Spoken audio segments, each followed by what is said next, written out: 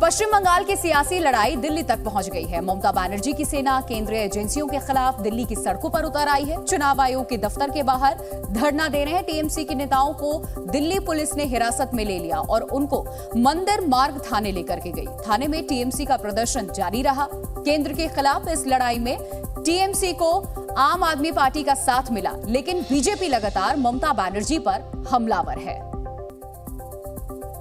तो बीजेपी लगातार टीएमसी पर हमलावर है और केंद्र सरकार के खिलाफ हल्ला बोले हुए है टीएमसी लगातार। आपको यह भी बता दें कि टीएमसी का समर्थन करती आम आदमी पार्टी भी नजर आ रही है। आम आदमी पार्टी के जो लीडर्स हैं वो भी पहुंचे टीएमसी के नेताओं से मुलाकात करने के लिए। लोकसभा चुनाव से पहले इस तरीके से टीएमसी के जो लीडर हैं पश्चिम बंगाल से लेकर के दिल्ली तक इस वक्त धरना दे रहे हैं। केंद्र सरकार के खिलाफ नारेबाजी हो रही है। केंद्र सरकार के खिलाफ ये इस वक्त धरना प्रदर्शन जारी है। देखिए किस तरीके से टीएमसी के जो महिला विंग है वो इसका हिस्सा है, जो महिला कार्यकर्ता है वो इसका हिस्सा है।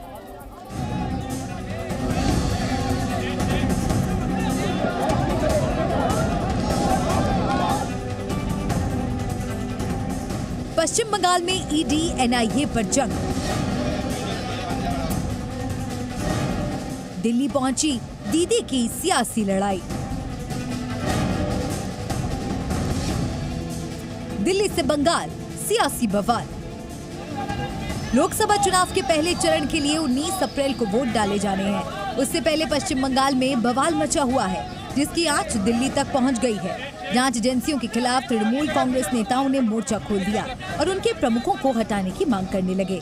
इस सिलसिले में चुनाव आयोग से शिकायत भी की और दिल्ली में निर्वाचन आयोग परिसर में धरने पर बैठ गए, जिन्हें दिल्ली पुलिस हिरासत में लेकर मंदिर मार्ग थाने ले आई।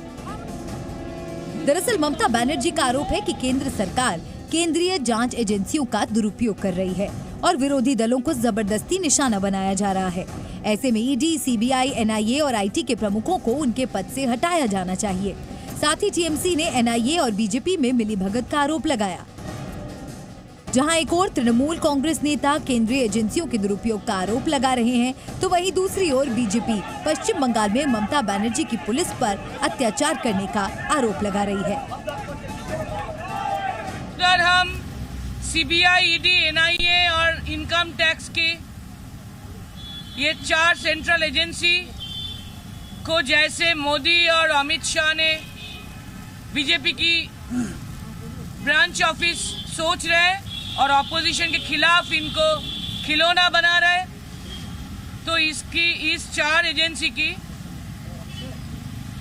चीफ को अभी तुरंत बदलने के लिए गुजारिश किए। यहाँ टीएमसी बोल के कोई पार्टी नहीं है बंगाल में। ये पुलिस का साथ जनता का लड़ाई हो रहा है। ये पुलिस का साथ ये section of IPS officer, they are trying to malign the whole election process. ये पूरा चुनाव हो रहा है ममता पुलिस वर्सेस जनता। दूसरी ओर ममता बनर्जी भी केंद्र सरकार पर हमलावर है, तो वहीं कांग्रेस ममता बनर्जी को नसीहत दे रही है। चुन चुन के अरेस्ट करेगा, सबको जेल में भेजेगा।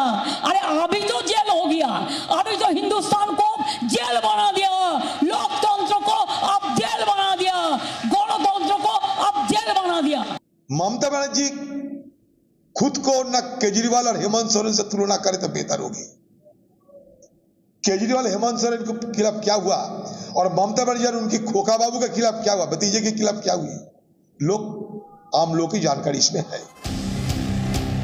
पिछले 4 महीने से पश्चिम बंगाल लगातार चर्चा में बना हुआ है और मुख्यमंत्री ममता बनर्जी बीजेपी के निशाने पर हैं। पहले 24 जनवरी को दक्षिण 24 परगना के संदेश खाली में छापा डालने गई ईडी की टीम पर हमला हुआ। फिर 5 अप्रैल को भूपति नगर में एनआईए टीम पर हमला हुआ। दुर्गापुर में प्रचार करने गए बीजेपी नेता दिलीप घोष की रैली में भी जमकर हंगामा हुआ। हमला, हंगामा और हिंसा का आरोप टीएमसी कार्यकर्ताओं पर लगा। इस दौरान तमाम वार पलटवार होते रहे और धीरे धीरे बंगाल हिंसा की सियासत की आंच दिल्ली तक पहुंच गई। जहां टीएमसी को आम आदमी पार्टी का साथ मिला, तो वहीं बीजेपी ने हमलों को राज्य प्रायोजित बताया। आचार संहिता लगी हुई है, चुनाव का माहौल है और रोज ईडी किसी विपक्षी दल के नेता के घर जा रही है। कभी सीबीआई छापे मार रही है, कभी इनकम टैक्स छापे मार रही है, कभी एनआईए जा रही है और सिर्फ विपक्षी दलों के ही छापे मारे जाएंगे। साफ है विपक्षी दलों को डराना, धमकाना, चुप कराना, यही इन एजेंसियों का मकसद है। इसका मतलब एक बात तो स्पष्ट है ना कि जो 5 जनवरी को ईडी की टीम पर हमला हुआ या जो हाल ही में संदेश खाली 2.0 के नाम पर एनआईए की टीम पर हमला हुआ, ये दोनों ही हमले राज्य प्रायोजित, state sponsored, state orchestrated, state protected हमले थे और कहीं ना कहीं भ्रष्टाचारियों के साथ, बलात्कारियों के साथ और आतंकियों के साथ टीएमसी का हाथ आज नजर आता है। पश्चिम बंगाल की सियासी जंग दिल्ली तक तो पहुंच गई है। INDIA गठबंधन के कुछ साथी भी दीदी के साथ हैं। ये तो 4 जून को ही पता चलेगा जब आम चुनाव के नतीजे सामने आएंगे। चुनाव प्रचार के दौरान नेताओं के बीच में खींचतान आम बात है, लेकिन क्या चुनाव का असर किसी की गृहस्थी पर इतना पड़ सकता है कि पति पत्नी अलग रहने का फैसला कर ले? मध्य प्रदेश के बालाघाट में कुछ ऐसा ही देखने को मिला है, जहां बीएसपी प्रत्याशी कंकर मुंजारे ने अपनी विधायक पत्नी से अलग रहने का फैसला कर लिया है। दरअसल कंकर मुंजारे बीएसपी के टिकट पर बालाघाट सीट से चुनाव लड़ रहे हैं, जबकि उनकी पत्नी अनुभा मुंजारे बालाघाट से कांग्रेस विधायक हैं और वो कांग्रेस प्रत्याशी के समर्थन में सभाएं कर रही हैं। दोनों के बीच चली आ रही सियासी लड़ाई घर तक पहुंच गई, जिसके बाद कंकर मुंजारे ने अपना घर छोड़ने का फैसला किया। कहते हैं कि राजनीति में कोई किसी का सगा नहीं होता। फिलहाल ये बात बालाघाट की राजनीति में अपना दबदबा रखने वाले मुंजारे दंपति पर बिल्कुल फिट बैठती नजर आ रही है, क्योंकि लोकसभा चुनाव में मुंजारे दंपति के बीच सियासी विवाद इतना बढ़ गया कि पति कंकर मुंजारे ने अपना घर छोड़ दिया। तो जो 2 विरोधी आपस के लोग हैं वो एक साथ कैसे रह सकते हैं? लोग इस पे हंसेंगे। कंकर मुंजारे बालाघाट लोकसभा सीट से बीएसपी के प्रत्याशी हैं, तो वहीं उनकी पत्नी अनुभा मुंजारे बालाघाट से कांग्रेस विधायक हैं। कंकर मुंजारे जहां अपने प्रचार प्रसार में जुटे हुए हैं, तो वहीं उनकी पत्नी अनुभा मुंजारे इस सीट से कांग्रेस उम्मीदवार सम्राट सरस्वार के लिए प्रचार कर रही हैं और उनको जिताने की अपील कर रही हैं। मुझे जल्दी से जल्दी मेरे को यह था कि सम्राट भैया से मिलूं, आदरणीय बड़े सरस्वार जी से मिलूं, उनको बधाई दूं, उनको फूल का गुलदस्ता भेंट करूं। लेकिन कंकर मुंजारे को अपनी पत्नी अनुभा मुंजारे का कांग्रेस प्रत्याशी के समर्थन में प्रचार करना रास नहीं आया। इस बात को लेकर दोनों के बीच दरार आ गई। पति पत्नी के बीच ये राजनीतिक जंग इतनी तेज हो गई कि 7 जन्मों का साथ निभाने का वादा करने वाले एक दूसरे को घर छोड़ने तक की बातें कहने लगे। कंकर मुंजारे ने अपनी पत्नी अनुभा मुंजारे को चुनाव खत्म होने तक घर छोड़ने को कहा, लेकिन उनकी पत्नी नहीं मानी और वो घर छोड़ने के लिए तैयार नहीं हुई।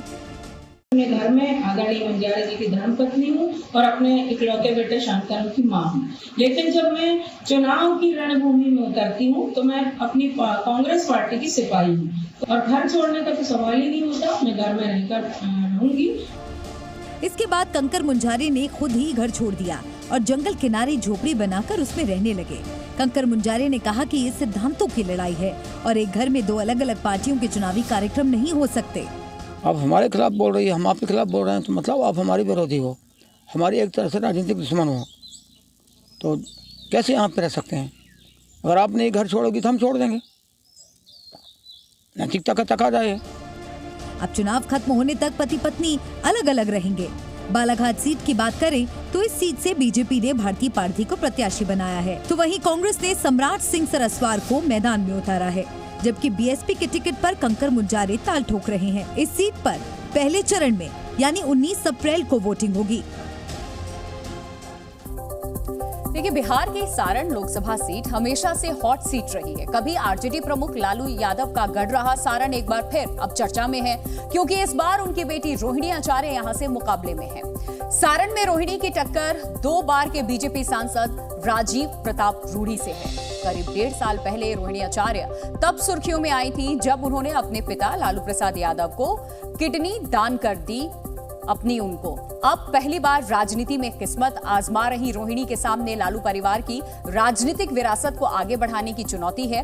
हालांकि पिछले 2 चुनाव से इस सीट पर बीजेपी का कब्जा है। रोहिणी के सामने इस बार हार का बदला लेने की चुनौती है, लेकिन यह आसान नहीं है, क्योंकि 2009 और 2014 में राजीव प्रताप रूढ़ी आरजेडी को उम्मीदवार को पटखनी दे चुके हैं। हालांकि रोहिणी आचार्य का कहना है कि इस बार सारण की जनता उनके साथ है। वहीं राजीव प्रताप रूढ़ी लगातार तीसरी बार सांसद बनकर के हैट्रिक लगाने की कोशिश में है।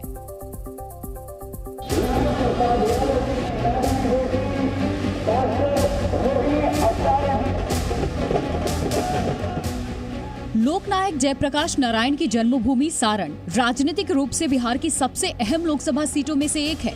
बिहार की 40 लोकसभा सीटों में से एक सारण में बीजेपी और आरजेडी के बीच लगातार सीधी टक्कर होती रही है। इस बार भी इस सीट पर दोनों पार्टियों के बीच में कड़ी टक्कर नजर आ रही है।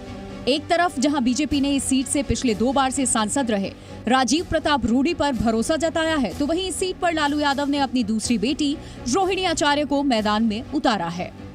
लालू यादव के परिवार से रोहिणी आचार्य के उम्मीदवार होने से इस सीट पर लड़ाई सिर्फ राजनीतिक नहीं बल्कि प्रतिष्ठा की लड़ाई हो गई है, क्योंकि लालू यादव ने यहीं से चुनाव जीतकर अपनी संसदीय पारी की शुरुआत की थी। अब रोहिणी आचार्य के सामने राजीव प्रताप रूडी की जीत की हैट्रिक रोकने की चुनौती है। सारण लोकसभा सीट अभी बिहार में सबसे चर्चित लोकसभा सीट है, क्योंकि यहाँ से लालू यादव ने अपनी दूसरी बेटी रोहिणी आचार्य को लॉन्च किया है।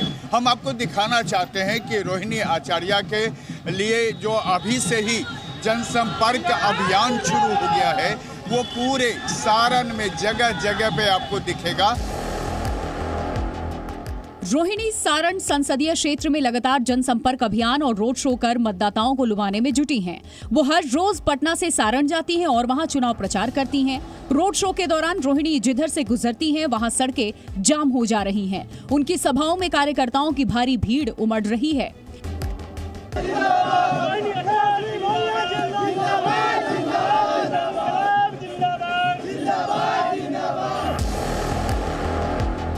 हालांकि सभाओं और रोड शो में जुट रही लोगों की भीड़ वोटों में कितनी तब्दील होगी ये तो वक्त ही बताएगा, लेकिन लोगों की भीड़ देखकर रोहिणी काफी उत्साहित नजर आ रही हैं। बहुत प्यार मिल रहा, बहुत प्यार मिल रहा। मैं इसका मतलब अब भगवान और सारण की जनता मतलब दोनों तरफ से सब कोई मुझे इतना प्यार कर रहा है कि मत पूछिए। मैं बहुत ही खुश हूँ। सारण सीट से आरजेडी उम्मीदवार रोहिणी आचार्य भले ही जीत का दावा कर रही हों, लेकिन उनके लिए ये आसान नहीं होने वाला है, क्योंकि बीजेपी प्रत्याशी राजीव प्रताप रूडी भी लगातार चुनाव प्रचार में जुटे हुए हैं और वहां की जनता भी दिल खोलकर उनका स्वागत कर रही है। हालांकि रोहिणी आचार्य की तरह राजीव प्रताप रूडी भी जीत के प्रति आश्वस्त नजर आ रहे हैं। जो 5 साल 10 साल क्षेत्र में कहीं नहीं हो, वो 5 दिन के उम्मीदवारी में हॉट हो जाए और उसको आप बहुत बड़ा चुनाव माने। आप सबके नज़रिया में हो सकता है, राज्य के नज़रिया में हो सकता है, लेकिन मेरे लिए तो ये चुनावी राजनीति है। दोनों पार्टियों के नेता अपनी अपनी जीत का दावा तो कर रहे हैं, लेकिन इलाके की जनता इनके बारे में क्या सोचती है ये भी जान लेते हैं। जी न्यूज के संवाददाता ने जब वहां के लोगों से पूछा तो उन्होंने नीतीश कुमार को एनडीए में फिर से शामिल करने पर काफी नाराजगी जताई। मेरी जहां तक धारणा है, नीतीश बाबू से दोबारा नहीं मिलना चाहिए था। इस बार आरजेडी ये जो 40 का जो रट लगा रहा है ना, इस बार 40 मिलने वाला नहीं है। तो वहीं कुछ लोगों ने दावा किया कि इस बार के चुनाव में राम मंदिर बड़ा मुद्दा रहने वाला है। राम मंदिर के लिए कोई इफेक्ट पड़ेगा, मोदी के नाम पे वोट जा सकता है रूडी जी को। सारण लोकसभा क्षेत्र की जनता की राय तो जान ली, अब वहां का इतिहास भी जान लेते हैं। साल 1977 में पहली बार लालू यादव इसी इलाके से चुनाव जीतकर संसद पहुंचे थे। उस समय ये छपरा लोकसभा सीट थी। साल 2004 में भी छपरा लोकसभा सीट से लालू यादव ने बीजेपी के राजीव प्रताप रूडी को हराकर जीत दर्ज की थी। साल 2008 में परिसीमन के बाद इस सीट का नाम सारण लोकसभा सीट हो गया था और लालू प्रसाद यादव ने आखिरी बार इस सीट से साल 2009 में लोकसभा चुनाव जीता था। लेकिन 2014 के लोकसभा चुनाव में राजीव प्रताप रूडी ने लालू यादव की पत्नी राबड़ी देवी को हराकर जीत दर्ज की थी। तो वहीं 2019 के लोकसभा चुनाव में रूडी ने लालू यादव के संबंधी चंद्रिका राय को इस सीट से हराया था। सारण लोकसभा सीट राजपूतों और यादवों का गढ़ माना जाता है। हालांकि यहाँ वैश्य, मुस्लिम और दलित समुदाय की भी अच्छी खासी भागीदारी है। सारण लोकसभा क्षेत्र में यादवों की आबादी 25% है, जबकि राजपूत 23% है। वहीं वैश्य मतदाताओं का प्रतिशत 20 है, मुस्लिम 13% और दलित 12%। सारण लोकसभा सीट पर वैसे तो लालू प्रसाद यादव की गहरी पकड़ मानी जाती रही है, लेकिन पिछले कुछ सालों से इस सीट पर बीजेपी का दबदबा रहा है। ब्यूरो रिपोर्ट, जी मीडिया।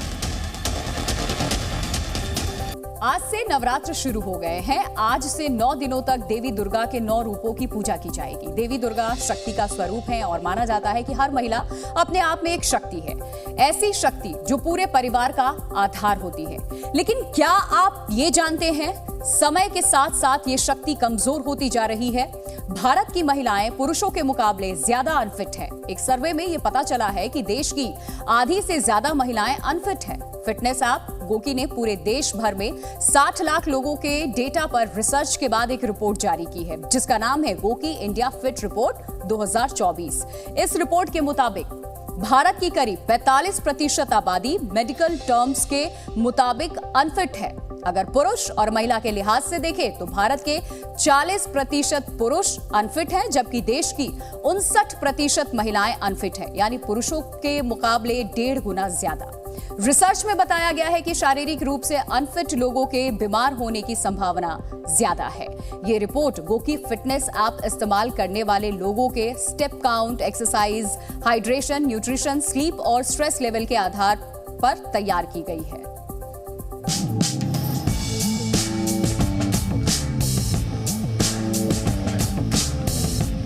कभी जिम में तो कभी जुम्बा क्लास में,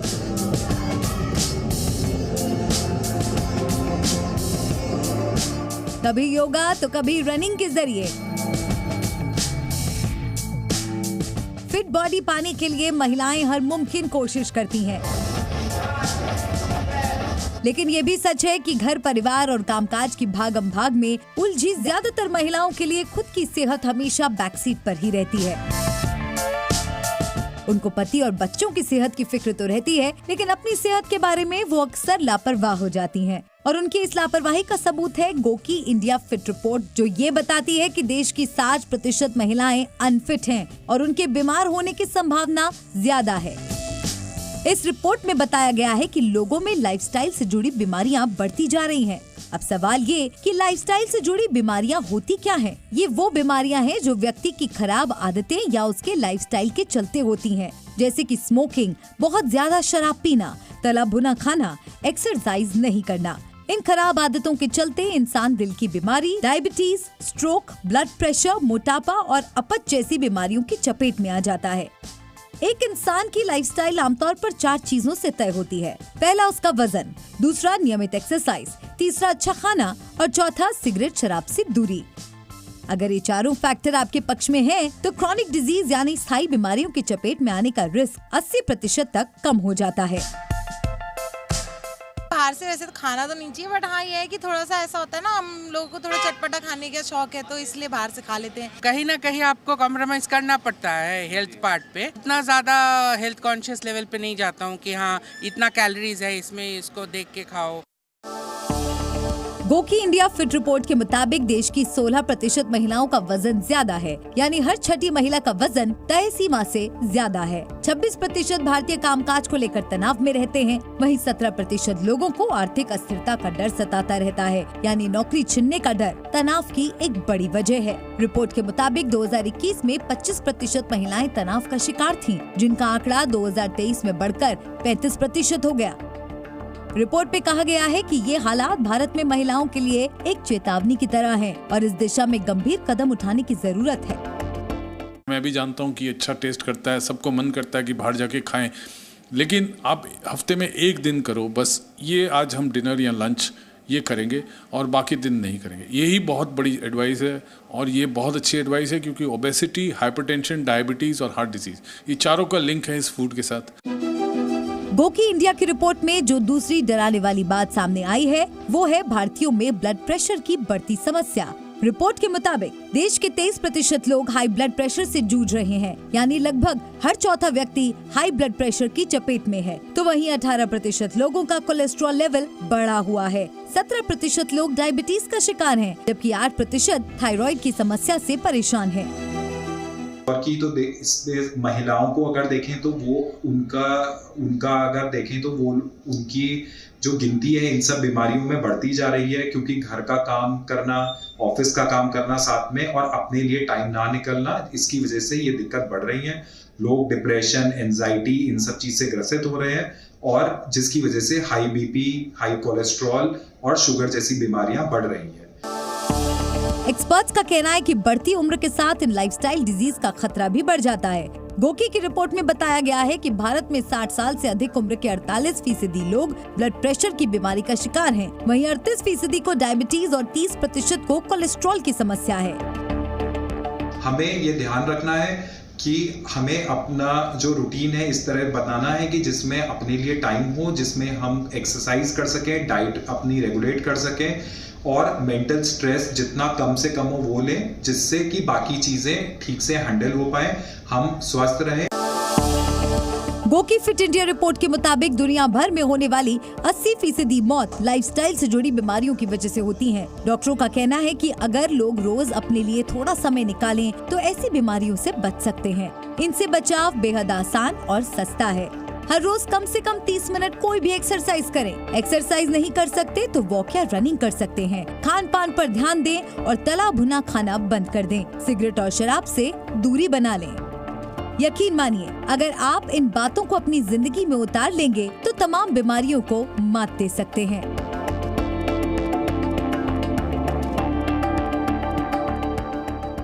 और इस अनहेल्दी लाइफस्टाइल की वजह से चाहे पुरुष हों चाहे महिलाएं हों, उन्हें मानसिक रूप से बीमारियां हो रही हैं और अन्य बीमारियां भी उनका पीछा नहीं छोड़ रही हैं। अब ऐसे में ज़रूरत यही है कि भारतीय चाहे महिलाएं हों चाहे पुरुष हो, वो अपना लाइफस्टाइल बेहतर करें, खान पान बेहतर करें, जिससे उनकी समस्याएं कम होने के बजाय बढ़े ना और उनका स्वास्थ्य ठीक रहे। कैमरा पर्सन राहुल निर्वाण के साथ शिवांक मिश्रा, जी मीडिया, नोएडा। शेयर बाजार में पैसों की जमकर के बारिश हो रही है। चाहे सोना चांदी हो या फिर शेयर्स, दोनों ही हर रोज नए रिकॉर्ड बना रहे हैं। ऐसे में अगर आप नई निवेशक हैं तो आपको अपना पैसा कहां इन्वेस्ट करना चाहिए, ये बता रहे हैं जी बिजनेस के managing editor Anil Singhvi. Madam sir की हमारी सारी महिला दर्शकों को नए साल की बहुत बहुत शुभकामनाएं। आपके लिए आज नए साल के उपलक्ष्य में मेरे पास है 2 अच्छी खबरें। पहली अच्छी खबर बताऊं, मॉनसून यानी कि इस साल बारिश अच्छी होगी, एवरेज से बेहतर होगी। और आज स्काईमेट की तरफ से एक पहला बयान आया है। ये वो एजेंसी है जो बारिश का अनुमान लगाती है कि कितनी बारिश होगी। तो उनका ये कहना है कि इस साल 102% बारिश होगी, यानी कि सामान्य से थोड़ी सी ज़्यादा है, सामान्य मान सकते हैं। तो शुरुआत थोड़ी सुस्त होगी, जून का महीना ठीक ठाक से जाएगा, जुलाई में पकड़ेगी रफ्तार, अगस्त भी ठीक होगा और सितंबर में होगी भरपूर बारिश। यानी कि जून से लेकर सितंबर के महीने में आपको जितनी बारिश चाहिए उतनी बारिश होगी। अब आप सोचेंगे कि हमारे लिए स्पेसिफिक खबर क्या अच्छी है, ये तो सबके लिए अच्छी। जी हाँ, अच्छी तो सबके लिए, लेकिन आपके लिए ज़्यादा अच्छी क्यों है? क्योंकि देखिए, पूरा बजट तो आप मेंटेन करती है ना किचन का। तो जैसे ही बारिश के मौसम में क्या होता है, अगर बारिश किसी महीने कम हो और किसी महीने बहुत ज़्यादा हो, कहीं कम हो और कहीं बहुत ज़्यादा हो, तो उसमें होता है कि फसलें ख़राब होने का डर होता है। फिर खाने पीने की चीज़ों की महंगाई इतनी ज़ोर से बढ़ जाती है कि फिर आपके लिए किचन का बजट संभालना हो जाता है मुश्किल। लेकिन इस बार जो पहला अनुमान आया है वो आपके चेहरे पर मुस्कुराहट लाने वाला है। जी हाँ, बारिश होगी भी, एवरेज भी होगी और लगभग 4 महीने कोई खास बहुत ज़्यादा या बहुत कम नहीं होने वाली। तो वो एकदम बराबर वाली बारिश में ये मानसून सबसे अच्छे तरीका का होता है। तो अनुमान करें कि जो अनुमान स्काईमेट ने लगाया है इस बार बारिश का, वो सही साबित हो और आपके किचन का बजट बिल्कुल भी ना बिगड़े। दूसरी अच्छी खबर यह है कि सोने और चांदी के दाम रिकॉर्ड पर रिकॉर्ड बना रहे हैं। जी हाँ, अब नया रिकॉर्ड बन चुका है सोने का 71,700 रुपये के पार का, और चांदी का रिकॉर्ड बन चुका है 82,800 रुपये के आसपास का।